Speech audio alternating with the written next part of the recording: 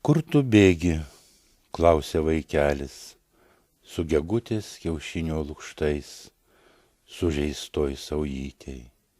Niekur, sakau, mane laiko sunkvežimis be ratų, vėjas aitrinantis veidą, telefoną ir skaičiais pjaudyklės tualetuose.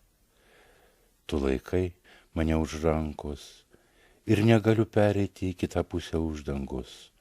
Turiu gražiai nusenti, kas rytą prisukdamas virtuvinę gegutę. Vaško gabaliukų užkimštų ausų prasmė. Girdėti vidiniai širdies bildesiai ir kažkas tyliai einantis mano viduj vis artyn. Jo žingsnius skaičiuoju naktimis. Lyg prieš 20 metų, be prošvaistės lietui lyjant ant griuvėsių, nuo diegulių ir užgulėto šieno, nakčia priklydusio galvijo. Lyg pasaulio pabaiga, jonuk, lyg vilko valandos prieš pat gimtadienį, prieš 20 metų, dar buvo tiek vilties ir triukšmo galvoje. Nesu iš ten, kur esu skelbęsis, net ir gimęs ne tuo laiku. Po šito dangum ir vyšnių lapuose sukritusiuose į tarpulangius gyvenu pats savo. Naktis pilna pasiklausimo lumsdelių. Nujaučiau, kad manęs nėra ir negali būti, tik laukinių bičių lizdas drevėjai, užinti senais jiesios prisiminimais. Ausyje įsikūręs svirplys jau labai seniai gyvena, nesusilaukė vaikų. Taigi jūs kalbėjot ne su tuo. Kitas aš žiūrinėjo sapnų nuotrupas, kabinosi ant sienų nuotraukas iš šalių, kuriuose nėra buvęs. Gudriai priklijuodavo savo veidą prie svetimo kūno, naktyje pilno šnabždesių, kartais žemės girgždesio. Po vidurnakčio pradeda rinktis tamsoje, lietui šnekant litaniją, be garso sėdasi į savo vietas slaptam teismui. Atverčia metrikas, registracijos knygas, pažymių knygelės, sąsiuvinius pribraukytus mirusių mokytojų, jau visus raštus, raštelius, įžadus ir pasižadėjimus lietus nesiliauja, juodi ir neryškus jie pradeda pulti, mosuoti tuščiomis rankovėmis, tėvo pasiūtų kostiumų kišenyse, juodų rūgių sėklos, išduoda anuos metus, jų amžių ir tikslą, įtikinti mane, kad esu vienas iš jų.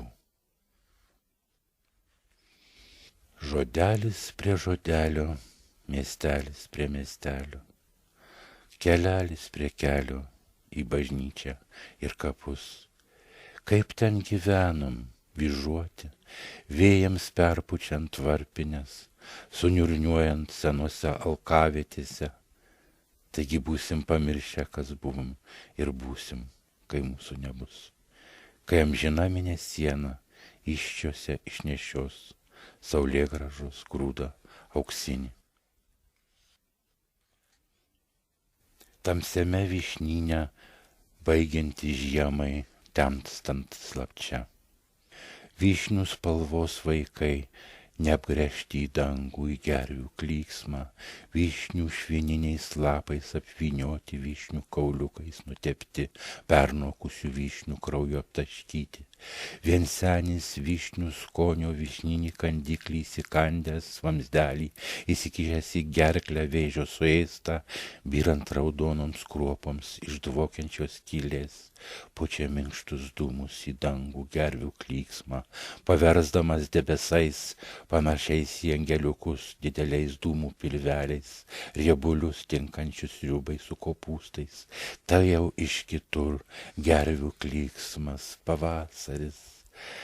Ką turėjau pasakyti prieš užmiegant vasario pabaigoj, prieš pavasarį dulksvą ir netikrą, lyg senas draugas. Ant vaško kurių, ant geltonų lapų, ant oro kvepiančio nešienautom pievom, pripaišau drugių mergaičių šaukštų, juoko ir bulvių košės, pajavonių, balandėlių, net virbalį su kybartais.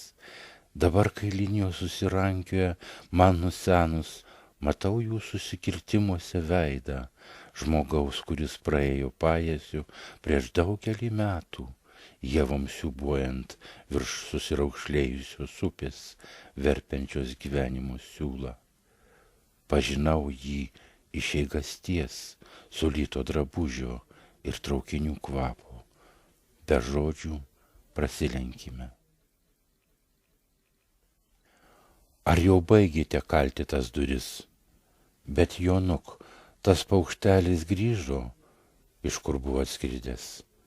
Jis žiūri vieną kelią nemirksinčią, joje debesys spalvoti medžiai ir valandos užgesta atsimerkiant. O ar baigėte užkalti duris?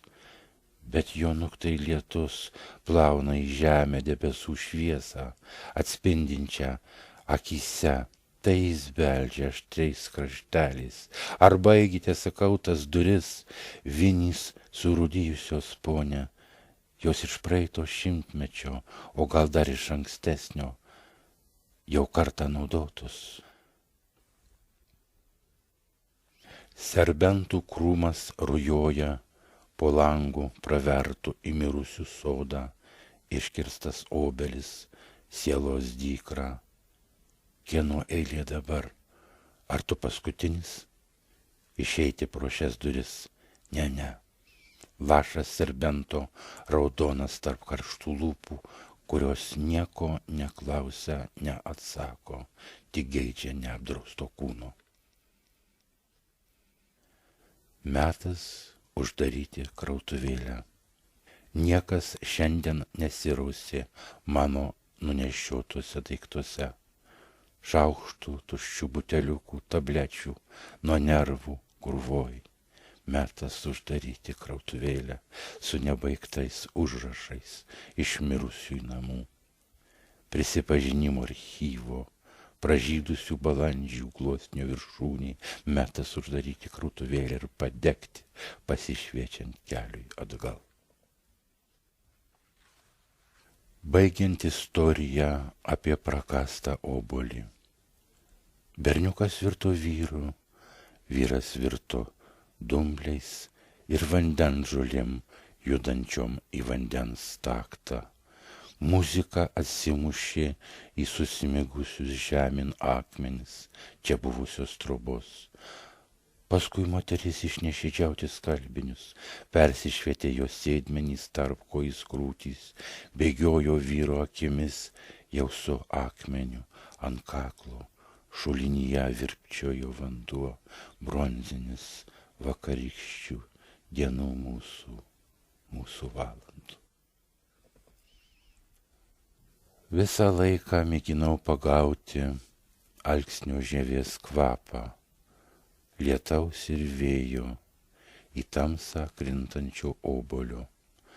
Kvapai tvaresni už daiktus. Tai, kas vyksta tik kartą ir neturi pasikartoti. Buvau apsimetęs nepažįstamu. Jis ėjo palei Jasios upę Kaune, apsitaškęs žydinčiomis šlapių pakrūmų ievomis, lietaus šuorams kertant baltus žiedlapių purslus. Ėjo nuo savo namų, kuriuos užrakinau visam laikui.